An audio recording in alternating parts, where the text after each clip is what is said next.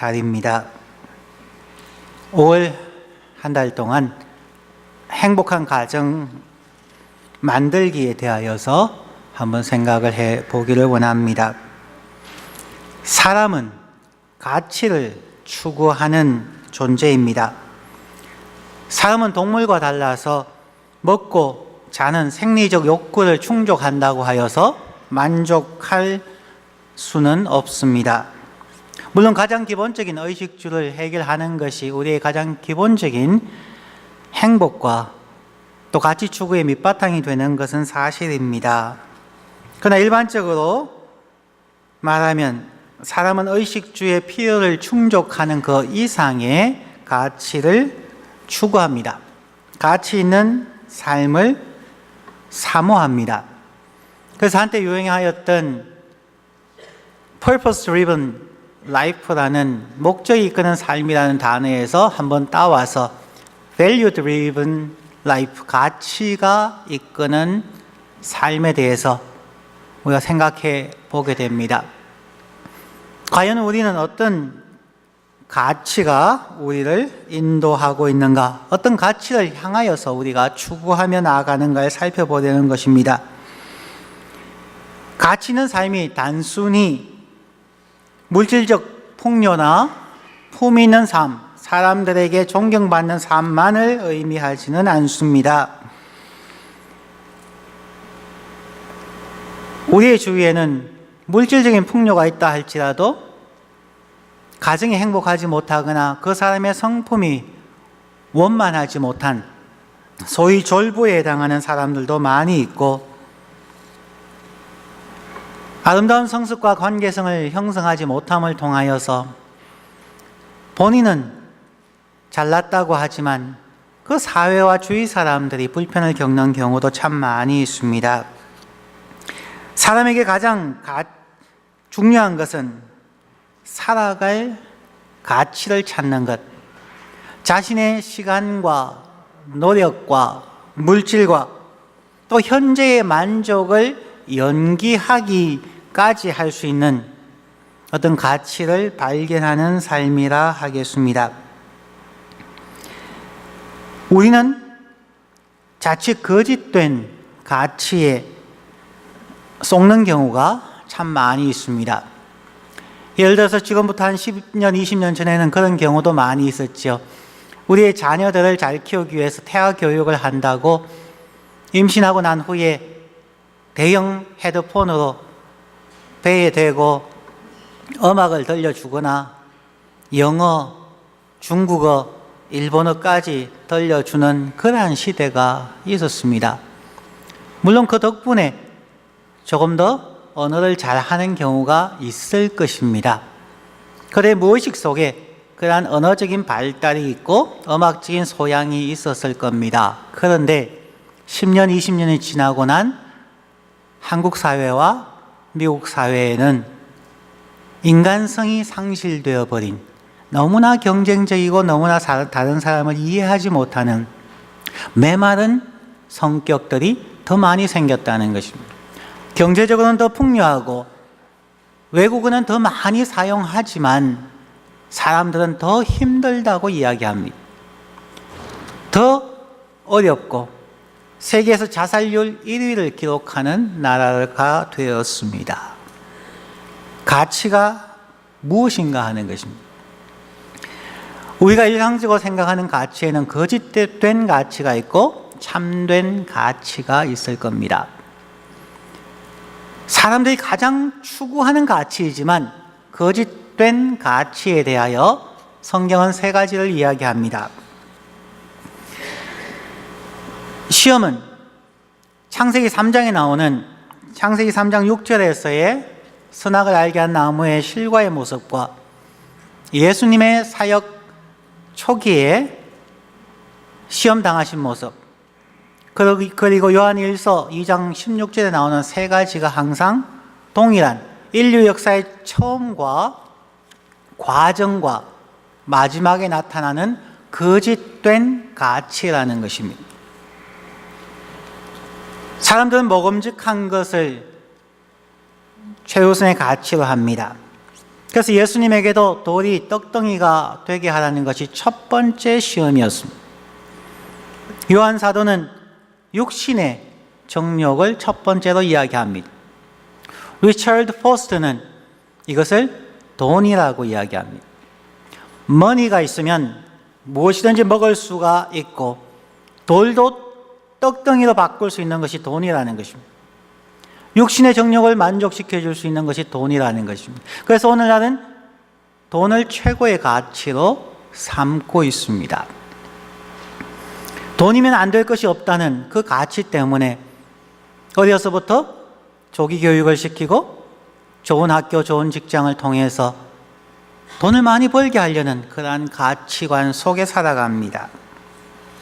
두 번째 거짓된 가치는 보암직한 것. 예수님에게는 자, 성전에서 한번 뛰어내려 보라.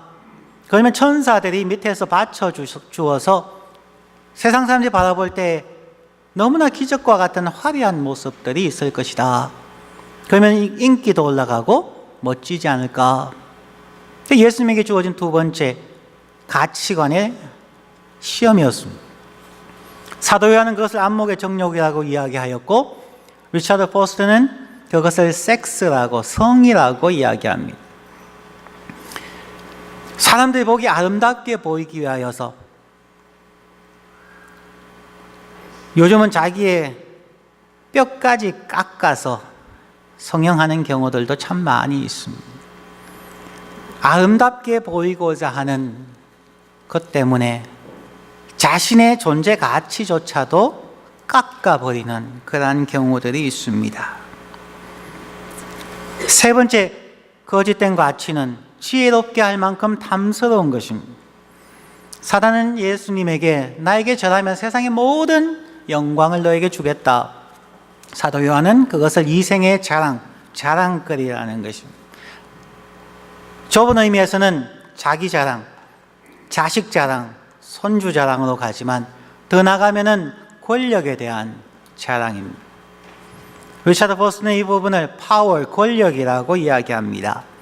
사실 따지고 보면 저희들에게도 이 세 가지의 가치가 상당히 지배하고 있습니다.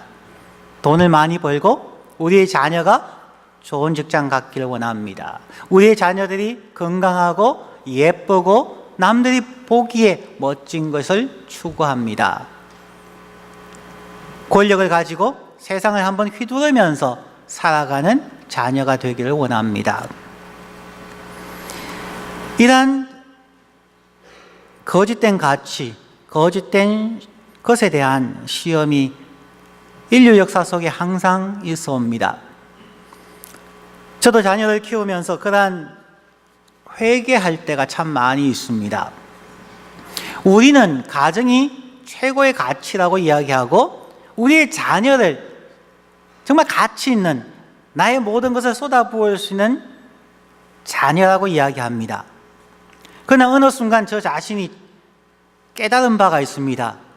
내가 거짓된 삶을 살았구나. 말로는 나의 자녀가 가장 가치 있고 나의 모든 것을 포기할 수 있는 자녀다라고 생각하고 살았지만 어느 순간 그 자녀가 부모의 기대, 저의 기대에 다다르지 못할 때에 쉽게 좌절하고 짜증 부리고 때로는 사랑한다는 명목으로 푸시하는 경우가 많다는 것을 깨달았습니다. 그냥 존재 자체만으로 사랑하고 품어줄 수 있었는가? 우리는 너무나 쉽게 나의 자녀와 다른 사람의 자녀를 비교하게 되고 내가 원하는 자녀, 즉 자녀라는 존재 자체가 가치 있는 것이 아니라 공부 잘하는 자녀에게 가치를 두려고 하고 잘 사는 자녀에게 가치를 두려고 하는 경우가 참 많았다는 것입니다. 예수님에게 이 세 가지 잘못된 가치에 대하여 사단이 도전했을 때에 돌이 떡덩이가 되게 하고 성전에서 뛰어나는 그 화려함과 권력에 대한 도전을 하고 나서 예수님께서 사단아 물러가라고 얘기하고 난 후에 그러면 질문이 생깁니다. 예수님에게 있어서 value driven life는 무엇이었을까? 예수님에게 있어서 가치가 이끄는 하나님의 삶은 무엇이었을까 하는 것이죠. 하나님의 단 하나의 가치가 있다면 그것은 바로 여러분입니다. 하나님의 존재의 가치는 자신의 영광도 아니고 세계 선교도 아니고 바로 여러분입니다. 아무것 가진 것이 없다 할지라도 세상에 내어놓을 것이 없고 남들보다 더 나은 것이 없는 저와 여러분을 향하여서 하나님은 나의 모든 즐거움이 너에게 있다고 이야기합니다. 우리가 아직 죄인 되었을 때 세상 사람들에게 전혀 나타나지 않은 소금도 빛도 아니고 향기로운 편지도 아닌 바로 그 죄인 된 모습, 하나님을 대적하는 그 순간에 하나님께서 우리에게 찾아오셔서 너가 나의 절대적 가치다. 나는 너를 위해 죽겠다. 우리가 아직 죄인 되었을 때 예수께서 덜렁 내려오셔서 십자가에서 죽어버렸습니다. 내가 이만큼 내 목숨을 희생할 만큼 너는 나에게 소중한 존재다. 너가 지금 죄인임에도 불구하고, 너가 나를 위하여 사는 게 아무것도 없음에도 불구하고, 너가 지금 나를 위해서 할 수 있는 것이 아무것도 없는 것을 내가 알면도 불구하고, 너 자신이, 그 죄악 가운데 있는 너 자신이 나의 가치란다. 그 가치 때문에 내가 이 땅에 왔단다, 죽었단다 라고 말씀한다는 거죠.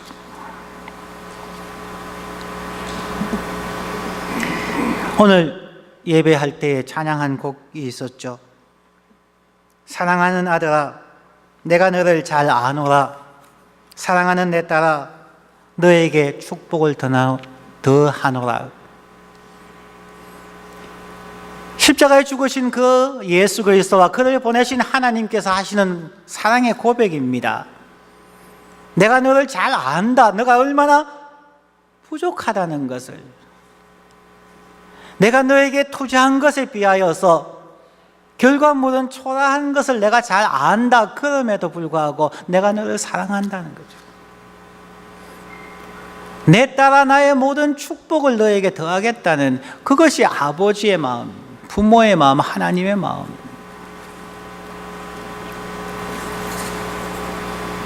우리가 그 하나님을 섬긴다고 하면서도 여전히 거짓된 가치에 의해서 우리는 살아가고 자녀를 키우고 아둥바둥하고 있다는 것입니다. 그래서 설교를 준비하면서 제 자신이 많이 회개했습니다. 제가 정말 가치가 이끄는 삶을 살았는가, 아니면 허상을 쫓았는가.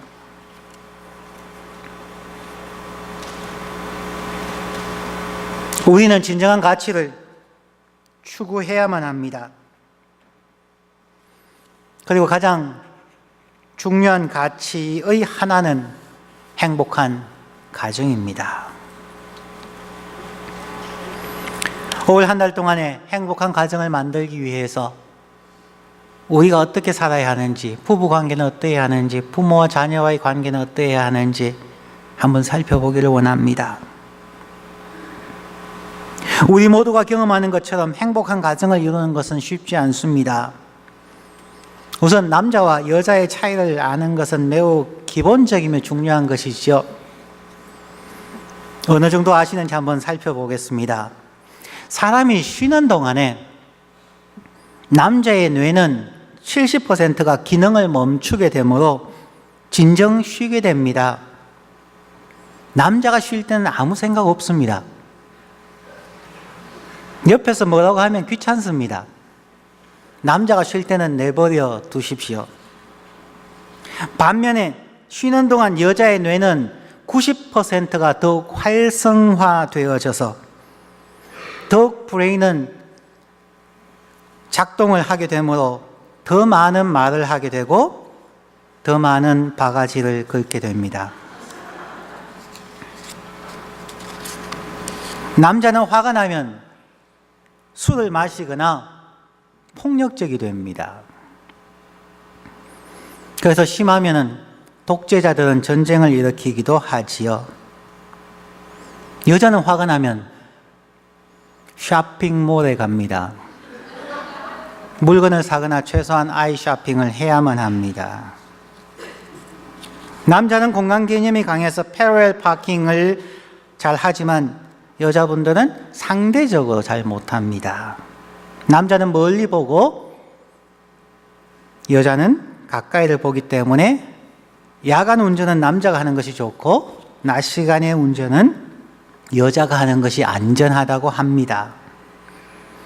남자와 여자, 부모와 자녀 서로에 대하여 이해하려고 노력하는 것은 가장 중요한 가치 중에 하나인 행복한 가정을 만들기 위해서 매우 중요합니다. 그러한 서로의 차이점에 대해서는 다음 주부터 살펴보려고 합니다. 오늘은 남편이 아내를 사랑하는 것, 아내가 남편에게 복종하는 그 모든 것이 가능해 줄 수 있는 기본 토양을 닦는 내용을 살펴봅니다. 행복한 가정 만들기의 4가지 중요한 기본 자세를 살펴보겠습니다. 오늘 본문인 에베소서 5장 19절에서 21절에 보면 4가지가 나옵니다. 첫 번째는 행복한 가정을 위하여서 각자의 언어에 주의하십시오. 19절 상반절에 보면 이렇게 나옵니다. 시와 찬미와 신령한 노래들로 서로 화답하며. 한국말에는 말 한마디로 천냥빛을 갚는다는 표현이 있습니다. 사람의 말은 가족들의 기분을 좋게 할 수도 있고 나쁘게 할 수도 있습니다. 기분 좋게 집에 들어왔는데 말 한마디로 그냥 그날 저녁 기분이 망치는 경우를 경험해 보셨을 겁니다. 말 한마디로 절망에 빠진 가족들을 위로하고 희망을 가지게 할 수도 있습니다. 그러나 반면에 말 한마디로 사람을 분노하게 할 수도 있고 절망하게 할 수도 있습니다. 여러분의 말의 습관은 어떠합니까? 여러분의 말은 그 말투는 긍정적입니까? 부정적입니까? 가정의 달 동안에 한번 여러분의 말의 패턴을 한번 살펴보십시오. 기쁠 때는 어떤 표현이 많고 슬플 때는 어떤 표현이 많으며 짜증날 때는 어떤 표현이 많은가를 구체적으로 살펴보십시오.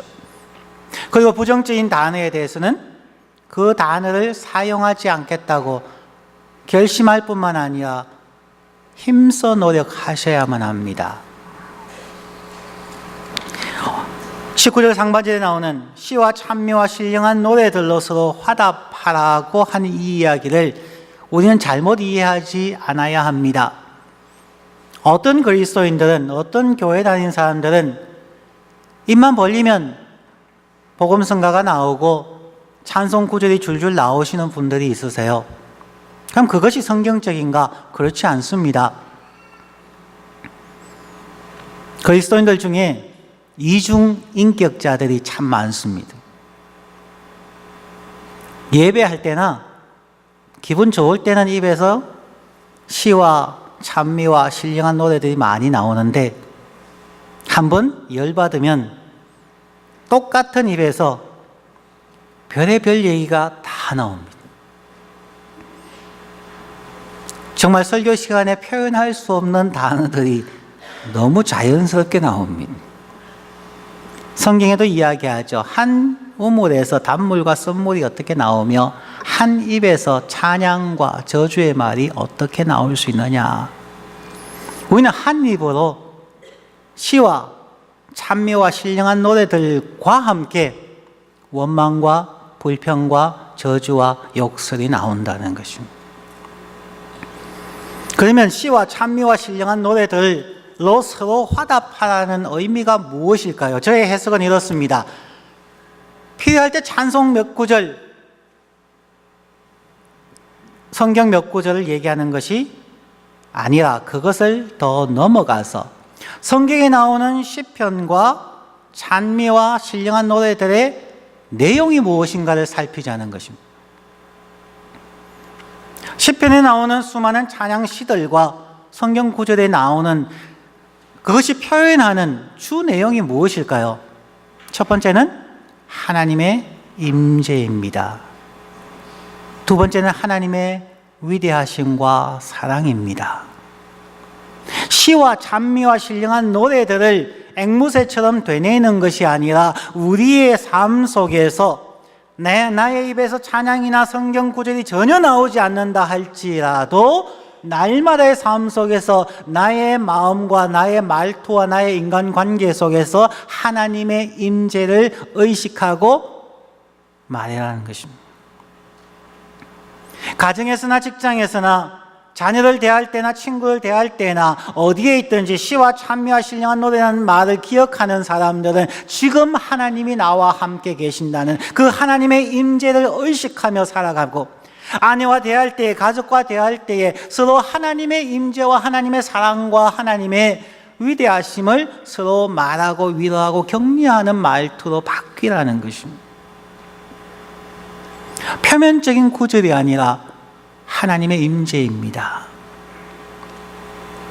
우리의 속 사람의 변화입니다. 겉으로만 화려한 것이 아닙니다. 겉으로만 신령한 자는 어쩌면 그 추락이 더욱 클 수가 있습니다.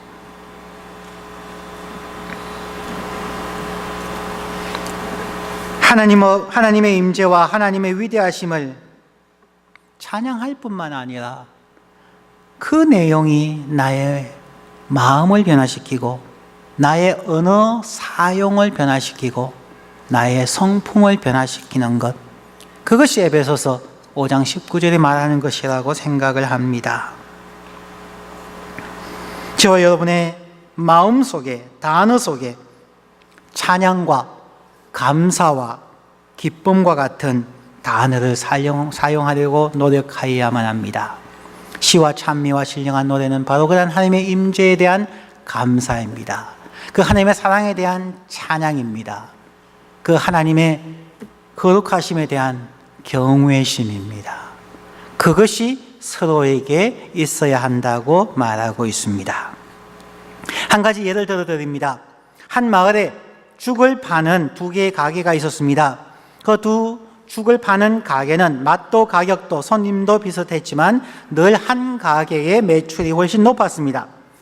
어떤 컨설턴트가 두 가게를 지켜보면서 고객과의 대화를 분석했습니다.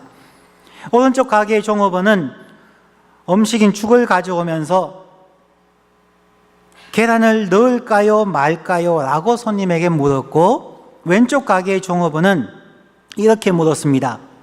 신선한 계란을 하나 넣어드릴까요? 두 개를 넣어드릴까요? 질문의 차이가 계란 판매 매출에 영향을 미쳤다는 것입니다. 긍정적으로 이야기하는 것, 손님들에게 더 많은 긍정적인 효과를 줄 수 있는 표현의 문제였다는 것입니다. 긍정적 질문의 차이가 삶의 질을 높인다는 것을 보여줍니다.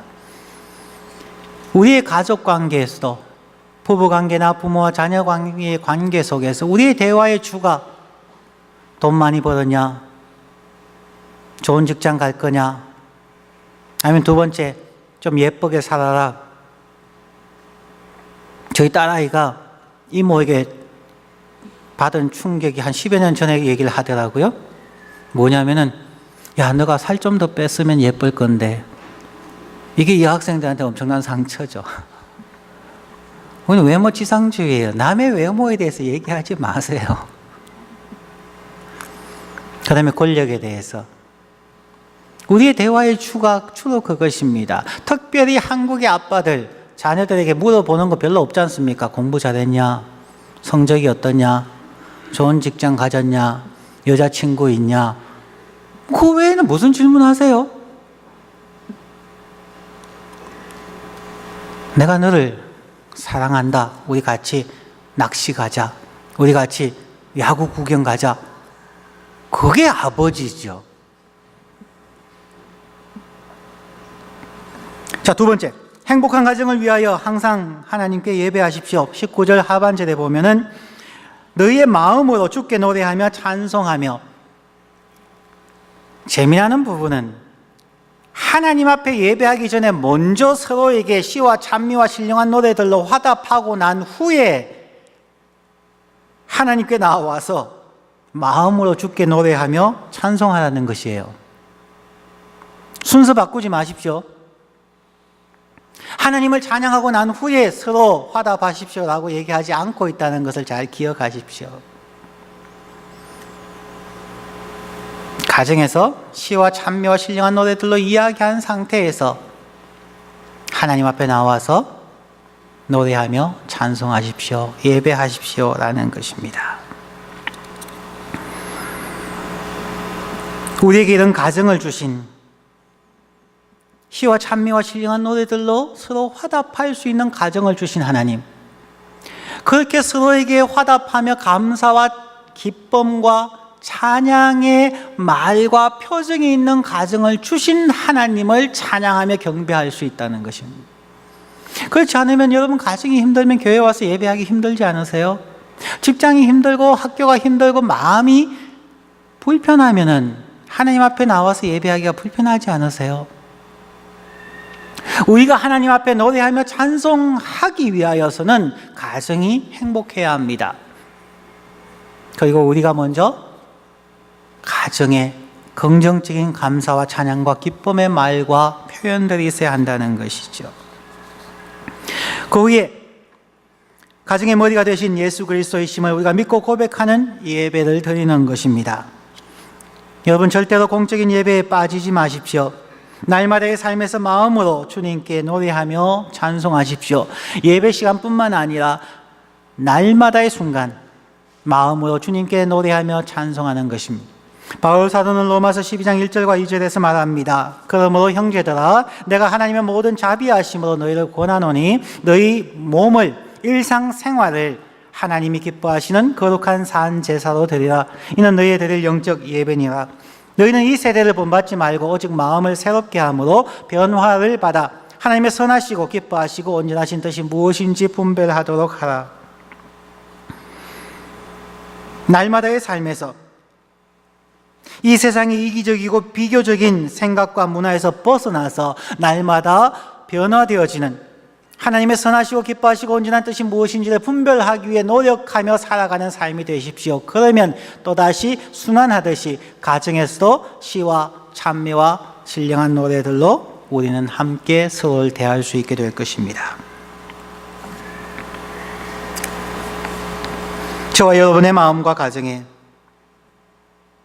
예배자의 삶, 그리고 감사의 노래와 찬양과 예배의 삶이 있기를 원합니다. 세 번째는 행복한 가정을 위하여 늘 하나님께 감사하십시오.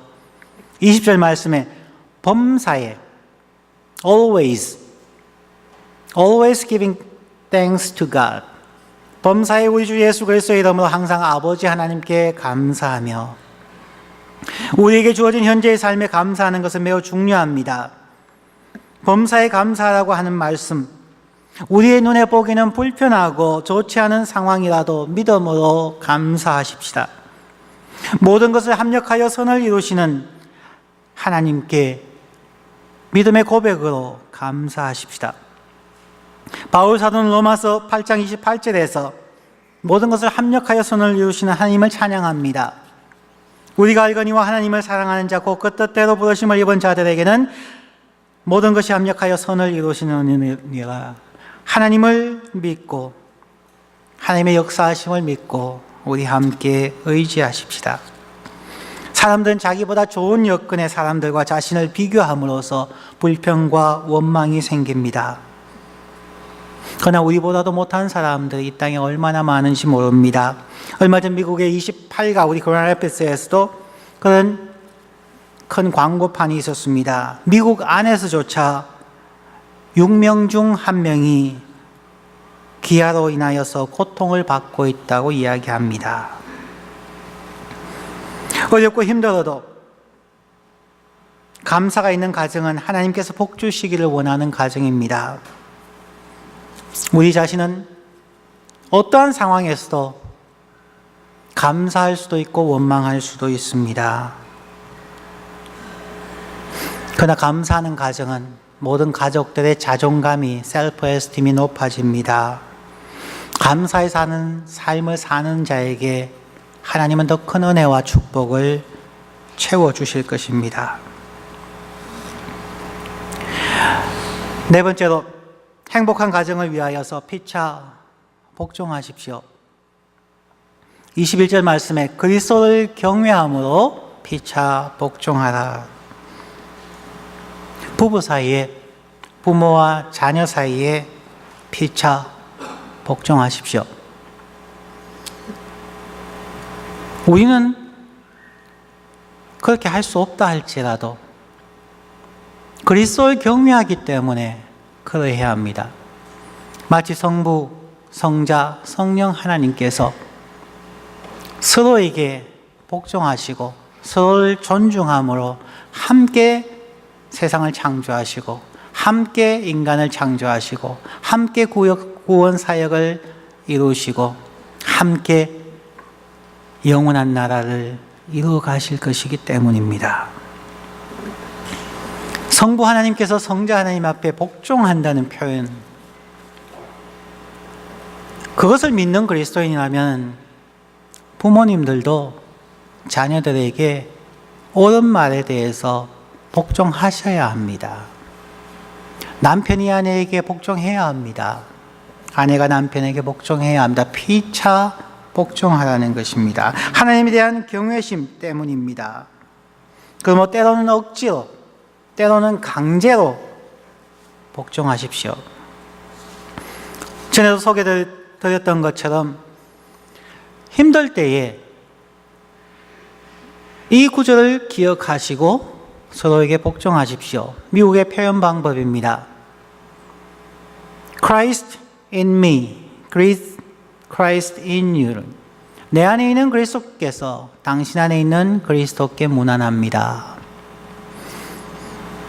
내가 당신에게 복종하기에 앞서서 이미 내 안에 있는 그리스도께서 당신 안에 있는 그리스도를 사랑하고 무난하고 복종하고 있기 때문에 나는 당신에게 복종할 수밖에 없습니다. 사랑할 수밖에 없습니다.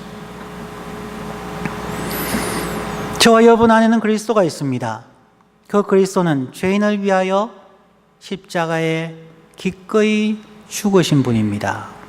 그분은 어떠한 죄인이라 할지라도 사랑하고 섬기고 자기를 낮추어서 종의 형체를 가지시는 분입니다. 나는 완강하게 거부한다 할지라도 내 안에 있는 그리스도가 이미 무릎을 꿇어버렸습니다. 내 안에 있는 그리스도가 아내의 마음속에 있는 예수 그리스도에게 이미 마음을 꿇었습니다. 무릎을 꿇고 마음을 굽혔습니다. 내 안에 있는 나의 주군인, 나의 주인인 예수 그리스도가 무릎을 꿇었는데 신하된 내가 그 옆에 뻗떡 서 있다고 하는 것은 참으로 불경스러운 것입니다. 왕이 무릎을 꿇었는데 신하가 서 있는다고요? 그것은 능지처참해한 사람들입니다. 이미 내 안에, 이미 여러분 안에 있는 그리스도가 여러분 주위에 있는 사람에게 무릎을 꿇었습니다. 그를 위해서 죽었습니다. 그의 종이 되었습니다. 그리스도인이십니까? 바로 그 예수를 믿으십니까?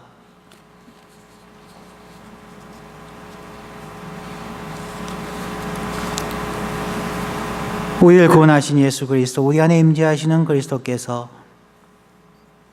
복종하시고 무난하는 것을 우리가 우리가 그렇게 닮아가기를 원합니다. 우리는 겉모습만 보지만 성령님의 빛으로 우리는 가족 구성 안에 임재하시는 예수 그리스도를 보게 되기를 소망합니다. 오늘 설교했던 것을 정리해 봅니다. 행복한 가정을 만들기 위한 바울 사도의 권면일 뿐만 아니라 에베소서 5장 19절부터 21절에 나오는 네 가지 제언을 기억하십시다. 첫 번째는 서로의 언어를 주의하십시다. 긍정적이고 축복하는 언어로 바꾸셔야 합니다. 두 번째는 항상 마음으로 하나님을 예배해야 합니다. 세 번째는 범사에 감사해야 합니다. 네 번째는 그리스도를 경외하며 피차 복종해야 합니다. 이 네 가지가 이루어지면 행복하지 않은 가정은 이 땅에 존재할 수 없을 겁니다. 어렵습니다. 그러기 위해 우리는 날마다 우리 자신을 쳐서 그리스도에게 복종시켜야만 합니다. 모든 운동이나 공부 사업에도 기본기가 중요합니다. Back to basic이라는 표현처럼 우리의 가정이 어려우면 이러한 성경적인 4가지 기본 자세를 확인하셔야 합니다. 이 4가지 기본 자세의 중심은 예수 그리스도를 우리 가정의 머리로 모시는 것입니다. 예수 그리스도가 나의 삶의 주인이 되는 것입니다. 이러한 4가지 행복 만들기의 기본 자세를 위하여서 우리가 기도하고 메모라이즈하고 실천함으로 행복한 가정을 이루어가는 우리 모든 성도님 되시기를 주의 이름으로 축원합니다. 기도합니다.